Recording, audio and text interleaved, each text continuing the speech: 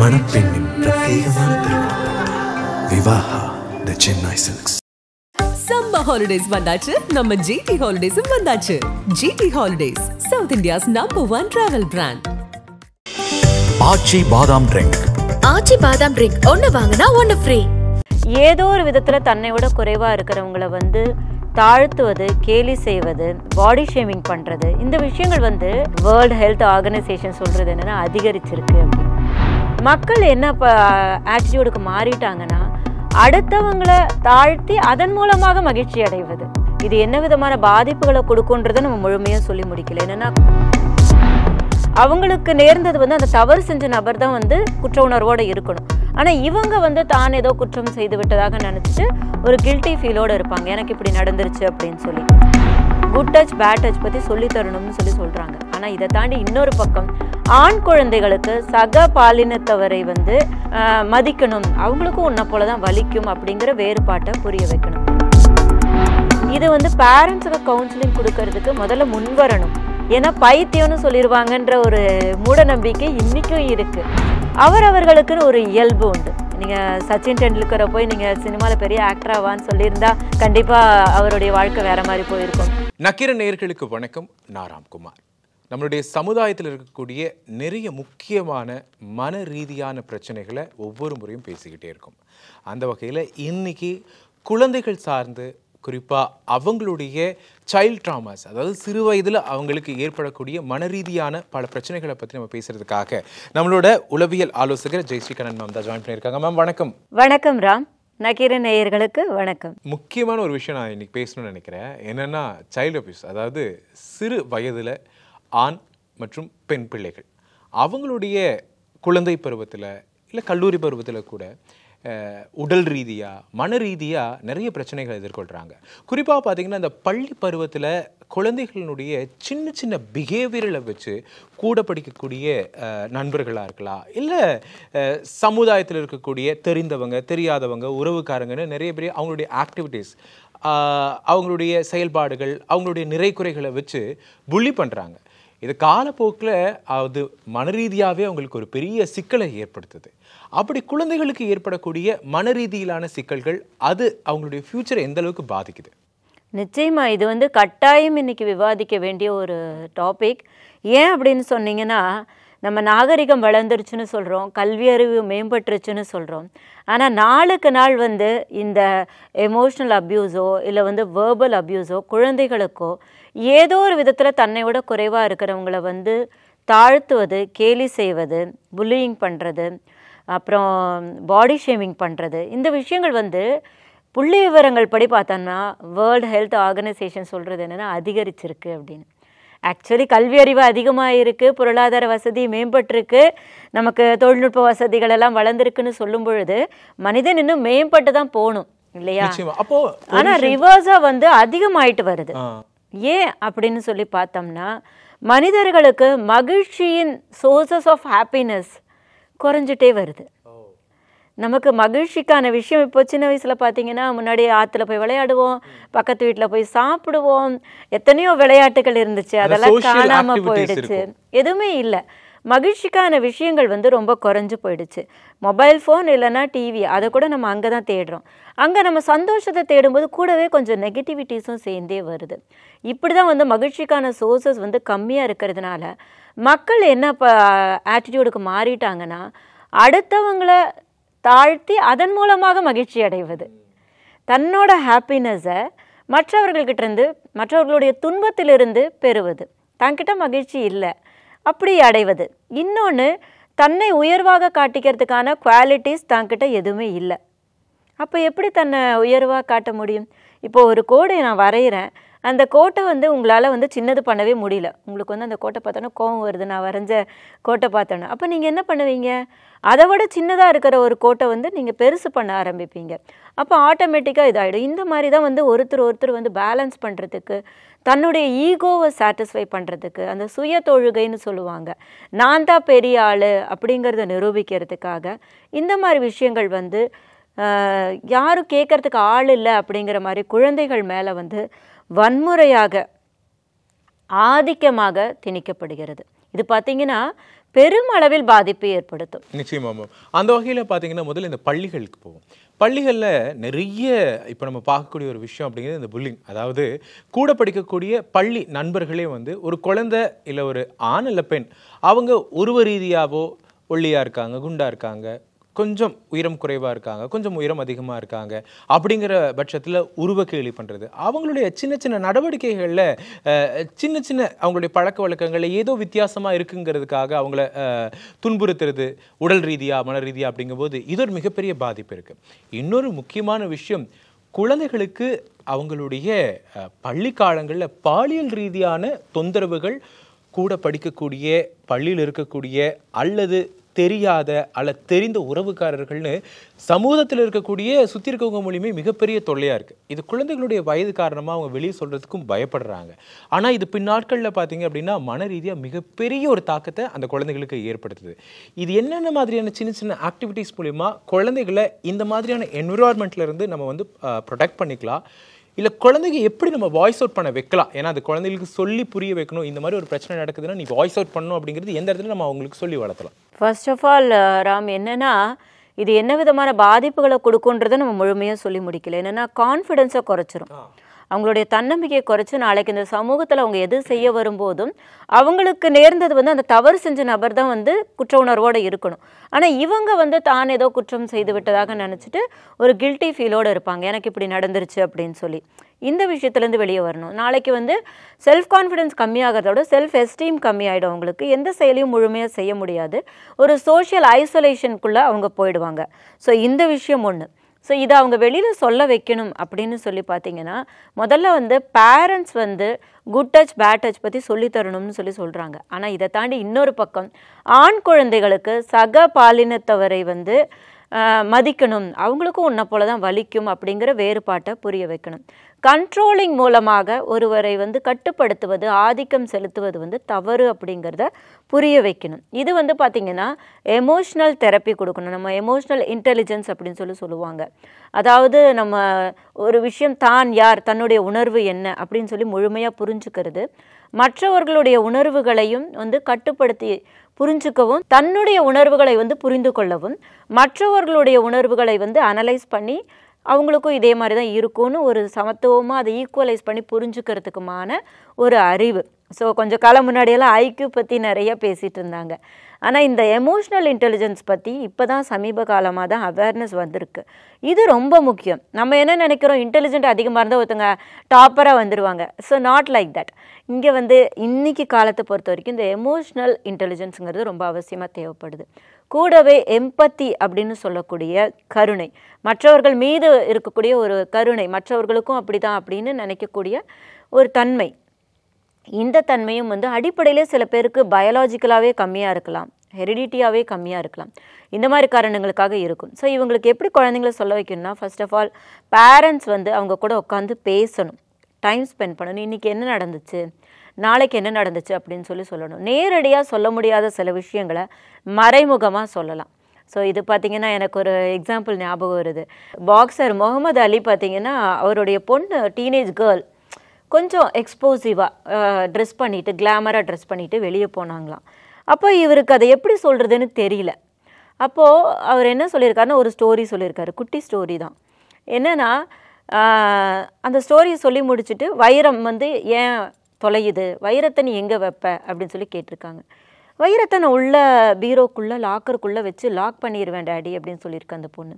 தங்கத்தை எங்கே வைப்பேன்னு கேட்டிருக்காங்க, அதையும் அதே மாதிரி தான் உள்ளே வைப்பேன்னு சொல்லியிருக்கேன். இந்த மாதிரி ரொம்ப ப்ரெஷியஸ் திங்னா அதை வந்து நம்ம ப்ரொடெக்டிவாக பாதுகாப்பாக வைக்க வேண்டியது நம்ம முக்கியம் அப்படிங்கிறது முதல்ல அந்த பொண்ணுக்கு வந்து அவர் சொல்லி கொடுத்துருக்காரு. ஸோ நீ வந்து இந்த மாதிரி ட்ரெஸ் பண்ணக்கூடாதுன்னு நான் சொல்கிறது வந்து உன்னை கட்டுப்படுத்துறதுக்காக இல்லை, நீ ரொம்ப உன்னுடைய பாடி வந்து நீ ரெஸ்பெக்ட் பண்ணணும், ப்ரிஷியஸாக நீ நினச்சாதான் அது பாதிப்புக்கு உள்ளாகாதுங்கிற மாதிரி அவர் சொன்னாருங்கிற மாதிரி ஒரு கதை. இதில் மாற்று கருத்துக்கள் இருக்கும், பெண்களுடைய உடை சார்ந்து நம்ம பாலியல் துன்பங்களை பார்க்கணுமா அப்படிங்கிறது. ஆனால் இது ஒரு வழிமுறை. எப்படின்னா மறைமுகமாக சொல்கிறது, ஸ்டோரிஸ் மூலமாக, இல்லை வந்து அங்கே கேள்விப்பட்டேன் இங்கே கேள்விப்பட்டேன் இப்படி நடந்திருக்கு, அவங்க வெளியே சொல்லி இந்த மாதிரி சொல்லி அந்த குற்றவாளிக்கு தண்டனை கிடச்சிது, இல்லை அந்த பொண்ணு வந்து மீண்டு வந்திருக்கா, இந்த மாதிரி சம்பவங்கள் எக்ஸாம்பிள்ஸை வந்து குழந்தைங்க கிட்ட பேசலாம். அதே போல் வந்து அவங்களுக்கு நண்பர்களை உருவாக்கலாம், அவங்க நண்பர்கள்கிட்ட நம்ம பேசலாம். எப்படி இருக்கா, என் பாப்பா எப்படி பேசினாளா, நீங்கள் 2 பேரும் எங்கே போனீங்க அப்படிங்கிறத பேசும்போது நாளைக்கு உங்கள் மகளுக்கோ மகனுக்கோ ஒரு தீங்கு நிகழும் பொழுது அந்த தீங்கு குறித்து வந்து அந்த நண்பர் அறிஞ்சிருப்பாங்க. அந்த குழந்தைங்க மூலமாகவும் நீங்கள் தெரிஞ்சுக்கலாம். இதை தாண்டி பார்த்தீங்கன்னா diary writing, self analysis, daily என்ன நடந்துச்சுன்னு எழுதுறது, தன்னைத்தானே கேள்வி கேட்கறது, இந்த மாதிரி விஷயங்களை நம்ம இது பண்ணணும்.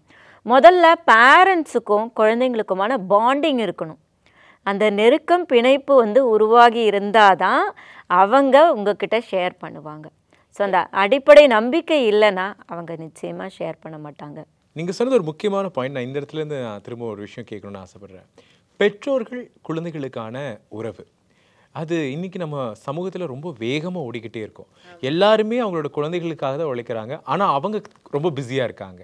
அண்ட் இன்னொரு விஷயம் எப்படின்னா, சில குழந்தைகள் ரொம்ப தங்களுடைய பெற்றோர்களுக்கு இடையிலான சண்டைக்கு நடுவில் மாட்டிக்கிட்டு அதை வெளியும் சொல்ல முடியாமல், அவங்களோட எஜுகேஷன்லையும் ஃபோக்கஸ் பண்ண முடியாமல் ரொம்பவே சஃபர் ஆகிடுறாங்க. இன்னும் சிலர், அதாவது குறிப்பாக பார்த்தீங்க அப்படின்னா குடிபோதைக்கு அடிமையாக இருக்கக்கூடிய தந்தை, அவங்களால பார்த்தீங்க அப்படின்னா அவங்களுடைய பெண் பிள்ளையோ ஆண் பிள்ளையோ ரொம்ப மனரீதியாக கஷ்டப்படுறாங்க. அப்போ இதில் வந்து பெற்றோர்கள் தான் வந்து முதல்ல மாற வேண்டியதாக இருக்குது. அப்போ உங்கள் குழந்தைகள் மிகப்பெரிய அளவில், அதாவது மற்றவங்களை தாண்டி தன்னுடைய குடும்பத்தினுள்ள அப்பா அம்மானாலேயே பாதிக்கப்படுறாங்க. இப்போ இங்கே பெற்றோர்களுக்கான கவுன்சிலிங் இந்த மாதிரி இருக்கக்கூடிய சுச்சுவேஷனில் அப்படின்னா எப்படி இருக்குமா? நிச்சயமாக கணவன் மனைவிக்குள்ள 1008 பிரச்சனைகள் இருக்கலாம், கண்டிப்பாக, ஆப்வியஸ்லி. அது வந்து குழந்தைகள் முன்னாடி சண்டை போடக்கூடாது அப்படிங்கிறது முதல் பாயிண்ட். இந்த கட்டுப்பாட்டை தான் எல்லா இடத்துலையுமே மீறுறாங்க. இதில் என்னென்னா, யாரோ ஒருத்தருக்கு தெரிஞ்சிருக்கும், அந்த கணவன் மனைவியில் அப்பா அம்மாவில் யாரோ ஒருத்தர் வந்து குழந்தைங்க முன்னாடி சண்டை போட வேண்டாம்னு சொல்லிகிட்டே இருப்பாங்க. அந்த இன்னொருத்தர் வந்து அதை புரிஞ்சுக்க மாட்டாங்க. அவங்களுக்கு பார்த்தீங்கன்னா பார்டர்லைன் பர்சனாலிட்டி டிஸார்டர் இருக்கலாம். ஸோ அந்த பிபிடின்னு சொல்லக்கூடிய பர்சனாலிட்டி டிஸார்டர் இருக்கிறவங்க கோபத்தை கண்ட்ரோல் பண்ண முடியாது. அவங்க விளிம்பு நிலையில் இருப்பாங்க. ஒன்று யார்ட்டையும் பேசாமல் அமைதியாக அங்கே போய் உட்காந்துக்கிறது, கோச்சிட்டு சட்டையை மாட்டிட்டு போயிடுறது, இல்லைன்னா வந்து அதீதமாக கோபமாக கத்துறது. இந்த விளிம்பு நிலை எக்ஸ்ட்ரீமில் தான் இருப்பாங்க அவங்க. ஸோ இந்த மாதிரி பார்டர்லைன் பர்சனாலிட்டி டிஸார்டராக யாரோ ஒரு பேரண்ட் இருந்தாங்கன்னா, அதீத கோபம் கொள்றவங்களா இருந்தாங்கன்னா, குழந்தை இருக்குது அப்படின்னு அவங்க யோசிக்க மாட்டாங்க. அவங்க முன்னாடி சண்டை போடக்கூடாதுன்னு யோசிக்க மாட்டாங்க. இன்னும் நிறைய உளவியல் சிக்கல்கள், மனநல கோளாறுகள் இருக்குது. இதில் ஏதோ ஒரு பாதிப்பு கொஞ்சம் இருக்கிறவங்க, அந்த கண்ட்ரோல் பண்ண முடியாத நடத்தையை கொண்டு இருக்க பேரண்ட் இருந்தாங்கன்னா அவங்க சண்டையை வந்து குழந்தைங்க முன்னாடி பண்ணுவாங்க. இன்னொன்று, பழைய விஷயங்களை பேசுறது, காரணங்களை சொல்லி, குடும்ப விஷயங்களை சொல்லி மீண்டும் மீண்டும் குழந்தைங்க முன்னாடி சண்டை போடுறது. அடுத்தது ஃபினான்ஷியல் காரணங்களுக்காக சண்டை போடுறது குழந்தைங்க முன்னாடி. இந்த மாதிரி விஷயங்கள் வந்து தொடர்ந்து நடந்துக்கிட்டே இருக்குது. இது வந்து பேரண்ட்ஸுக்கு கவுன்சிலிங் கொடுக்கறதுக்கு முதல்ல முன்வரணும். ஏன்னா பைத்தியம்னு சொல்லிடுவாங்கன்ற ஒரு மூட நம்பிக்கை இன்றைக்கும் இருக்குது. உளவியல் அப்படின்னு வந்துருச்சு, மனவியல்னு சொல்கிறோம், நம்ம சைக்கியாட்டிக்னு தனியாக மருந்து கொடுக்குற ஒரு தனி துறை வந்துருச்சு. அதுலேயே பல விதமான ஒரு பிரிவுகள் வந்து இன்னும் வந்து சிறப்பான உளவியல் சிகிச்சைகளெல்லாம் உலக அளவில் மேற்கொண்டு இருக்கோம். ஆனால் வந்து பார்த்திங்கன்னா இன்னும் மனிதர்களிடையே வந்து நமக்கு அந்த தயக்கம் இருக்குது. போய் கவுன்சிலிங்னு போய் நிற்கணுமா, எதுக்கு அப்படின்னு சொல்லி. எப்போவுமே வந்து வெளியிலேருந்து ஒரு உதவியை எடுத்துக்கிட்டோம்னா சிறப்பாக இருக்கும். ஏன்னா மனிதன் வந்து ஒரு சமூக பிராணி, சோஷியல் அனிமல். தனிமரம் தோப்பாகாது. நம்ம மட்டுமே வந்து எந்த விஷயத்தையுமே செஞ்சு முடிச்சிட முடியாது. அடுத்தவங்க கிட்ட இருந்து ஆலோசனை வாங்கிறத ஒரு நட்பு ரீதியாக நம்பிக்கையோட கவுன்சிலிங் மூலமாக வந்தோம்னா, பேரண்டிங்க்கு நிறைய ஐடியாஸ் இருக்குது, சின்ன சின்ன ஐடியாஸ் இருக்குது. அதாவது கோல்டன் வேர்ட்ஸ்ன்னு சொல்லுவாங்க, சாரி சொல்ல வைக்கிறது, தேங்க்யூ சொல்ல வைக்கிறது. அதாவது குழந்தைகள் வந்து தே ஆர் நாட் ஃபாலோயர்ஸ். அவங்க வந்து நம்ம சொல்கிறத அப்படியே கேட்க மாட்டாங்க, நம்ம செய்கிறத அப்படியே செய்வாங்க. They are copiers. நம்ம என்ன செயல்கள் செய்கிறோமோ அதை அப்படியே செய்வாங்க. ஸோ சொற்களை விடவும் செயல்கள் வந்து ரொம்ப முக்கியமாக இருக்குது. ஸோ பேரண்ட்ஸ் வந்து ஒரு ரோல் மாடலாக, நீ 5 மணிக்கு எந்திரிக்கணும், 4 மணிக்கு எந்திரிக்கணும், படிக்கணும்னு சொல்லிட்டு நம்ம நாள் பூரா மொபைலை வச்சுட்ருக்கிறதோ, நம்ம வந்து 10 மணிக்கு எந்திரிக்கிறதோ தவறு. நீ பொய் சொல்லக்கூடாதுன்னு சொல்லிட்டு நம்ம பொய் சொல்கிறது, இதெல்லாம் வந்து ரொம்ப தவறான விஷயம். முன்னுதாரணமாக பேரண்ட்ஸ் இருக்கிறதுக்கு அவங்களுக்கு ஊக்கம் கொடுக்கணும். இதுக்கு அவங்க முதல்ல கவுன்சிலிங்க்கு முன்வர வேண்டும். அடுத்தது, புகழ்பெற்ற கவிஞர் கலீல் ஜிப்ரான் அவர்கள் என்ன சொல்லுவார் அப்படின்னா, உங்கள் குழந்தைகள் உங்களிடமிருந்து உருவாகி வருகிறார்கள், ஆனால் வந்து அவர்கள் உங்களுடைய சொத்து இல்லை, உங்களோட ப்ராப்பர்ட்டி கிடையாது. உங்களுடைய எதிர்பார்ப்புகள், திணிப்புகள், ஆசைகள், பெரிய ஆளாகணும், நம்பர் 1 ஆகணும், இதெல்லாம் திணிக்காதீங்க. அவங்க சந்தோஷமாக இருந்துட்டு போட்டுமே. எவ்வளவோ சொல்கிறோம், ஆனால் இந்த நாட்டில் பெரிய பிரச்சனை, இந்த நாட்டில் மட்டும் இல்லை எல்லா நாட்டிலையுமே என்ன பிரச்சனை, சொல்கிற விஷயங்களுக்கும் செயல்களுக்கும் இடைவெளி. சொல்கிறத யாருமே ஃபாலோ பண்ண முடியறதில்ல. எப்போ நம்ம நம்புகிற விஷயங்களை, உண்மைகளை, இந்த மாதிரி எனக்கு தெரியுமே அப்படின்னு சொல்கிறோம், இதுதான் எனக்கு தெரியுமே, ஆனால் தெரிஞ்ச விஷயத்த நம்மளால் செயல்படுத்த முடிய மாட்டேங்குது. பேரண்ட்ஸுக்கும் இந்த சிக்கல் தான். அவங்களுக்கும் நிறைய சிக்கல்கள் இருக்குது, நிறைய அழுத்தங்கள் இருக்குது. இன்றைக்கி 2 பேருமே வெளியில் போகிறாங்க, பொருளாதார தேவைகளுக்காக ஓட வேண்டி இருக்குது. இப்போது 2 பேருமே உட்காந்து பேசுகிறதுக்கு அவங்களுக்கும் நேரம் இல்லை. அப்போ குழந்தைகளோட எதிர்காலத்தை நினைக்கணும். அவங்க ஒரு சந்தோஷமான மனநிலையில் இருந்தால் தான் கல்வியிலோ வேறு எதுலேயோ அவங்க சாதிக்க முடியும் அப்படிங்கிறத புரிஞ்சுக்கணும். இது ஒரு புரிதல் தான். ஒருத்தர் கண்ட்ரோல் இல்லாமல் இருக்காங்கன்னா இன்னொருத்தர் அவங்களுக்கு உதவி செய்ய நினைக்கணும்.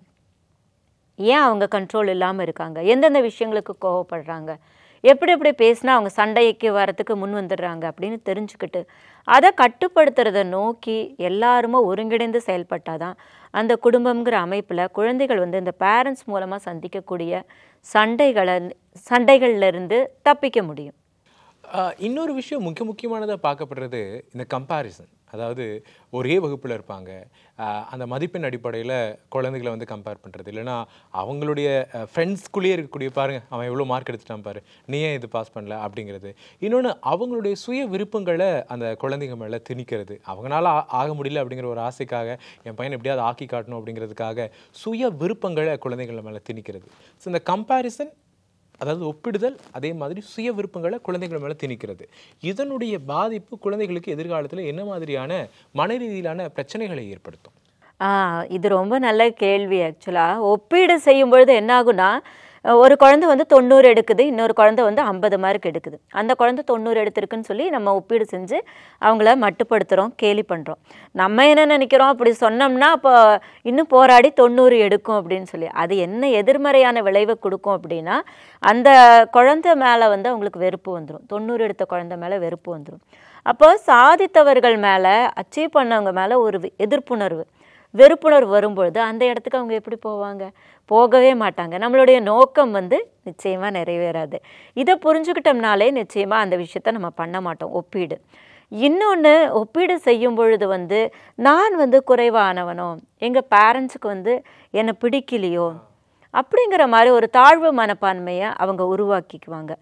அவர்களுக்குன்னு ஒரு இயல்பு உண்டு. நீங்கள் சச்சின் டெண்டுல்கரை போய் நீங்கள் சினிமாவில் பெரிய ஆக்டராவான்னு சொல்லியிருந்தா கண்டிப்பாக அவருடைய வாழ்க்கை வேறு மாதிரி போயிருக்கும். இசைப்புயல் ஏஆர் ரஹ்மானை நீ போய் கிரிக்கெட் விளையாடுன்னு சொல்லியிருந்தனா வேறு மாதிரி இருந்திருக்கும். ஸோ அவங்கவுங்களுக்கு விருப்பமான துறையில் விடும்போது தான் அவங்க முழுமையாக அதில் தங்களுடைய திறமையை வெளிக்காட்டி அடையாளப்பட முடியும். இந்த விஷயம் ரொம்ப முக்கியமானது. எல்லோருக்கும் எல்லாம் வரும்னு சொல்ல முடியாது. மனிதர்களுக்கு இந்த கல்விக்கும் கலைக்குமான வேறுபாடு தெரியறது கிடையாது. ஸோ அடிப்படை கல்விங்கிறது எல்லாருக்கும் முக்கியமானது, படிக்கணும்னு சொல்கிறோம் நம்ம, அது ஓகே. ஆனால் கலை அப்படிங்கிற மாதிரி விஷயம், ஸோ பாட்டு பாடணும், என் குழந்தை அந்த ரியாலிட்டி ஷோவில் போய் இடம்பெறணும், இன்றைக்கி அதை ரொம்ப அதை நோக்கி ஓடுறாங்க. கப்பு வாங்கி, ஸ்போர்ட்ஸில் கப்பு வாங்கி நான் காமிக்கணும் உலகம் ஃபுல்லாக. இந்த மாதிரி தங்களுடைய கனவுகளை தங்களுக்கு சிறுவயதில் அடைய முடியாமல் போன கனவாக இருக்கும். அந்த கனவை குழந்தைகள் மேலே திணிக்கும் போது என்ன ஆகுதுன்னா, குழந்தைகளுக்கு என்ன பிடிக்கல, என்னோட இயல்பான குவாலிட்டி, அந்த குழந்தை அழகாக சிரிக்குமா இருக்கும். ஒரு நல்லா வரையக்கூடிய குழந்தைய நீ நல்லா பாட்டு பாடலைன்னு சொன்னால் அது ஒன்றுமே பண்ண முடியாது. ஸோ விலங்குகளை பார்த்தீங்கன்னா, காக்கை குயிலாக முடியாது, குயில் மயிலாக முடியாது. அது இயல்போடு இருந்தால் தான் அந்த உயிர் இயற்கையின் தன்மையோட அழகாக இருக்கும். இதை நம்ம புரிஞ்சுக்கணும். ஒரு மயில்கிட்ட போய் நீ கூன்னு பாடுன்னு சொன்னால் பாடாது. ஒரு குயிலை கண்டுபிடிச்சி நீங்கள் இப்படி தோகை விரித்து ஆடுன்னு ஆடாது. அந்த இயல்பை நம்ம எப்படி ஏற்றுக்கொள்கிறோம்?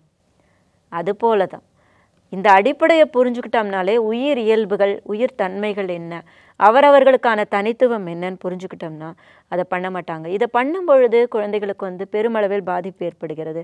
ஒன்று, மனிதர்கள் மேல் வெறுப்பு வருகிறது, தன்னை சார்ந்த தாழ்வு மனப்பான்மை வருகிறது. அடுத்ததாக பேரண்ட்ஸ் மேலே ஒரு கேப் ஏற்பட்டுருது, ஜென்ரேஷன் கேப் வந்துடுது.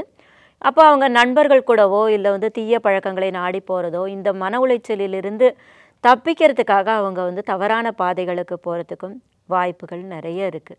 ரொம்ப ஒரு முக்கியமான விஷயம், அதாவது பெற்றோர்களுக்கும் சரி குழந்தைகளுக்கும் சரி ஏற்படக்கூடிய அந்த மன ரீதியான பிரச்சனைகள், குறிப்பாக பெற்றோர் மற்றும் குழந்தைகளுக்கு இடையிலான உறவுகள் பற்றி அதை எப்படி நம்ம வந்து ஸ்ட்ராங் பண்ணிக்கணும் அப்படிங்கிறத பற்றி பேசியிருந்தோம். உங்களுடைய நேரத்துக்கு ரொம்ப நன்றி மேம். இதே மாதிரி ஒரு முக்கியமான தலைப்புடன் மீண்டும் உங்களை சந்திக்கிறோம். நன்றி. நன்றி. மணப்பெண்ணின் பிரத்யேகமான திருமணம் விவாஹா தி சென்னை சில்க்ஸ்.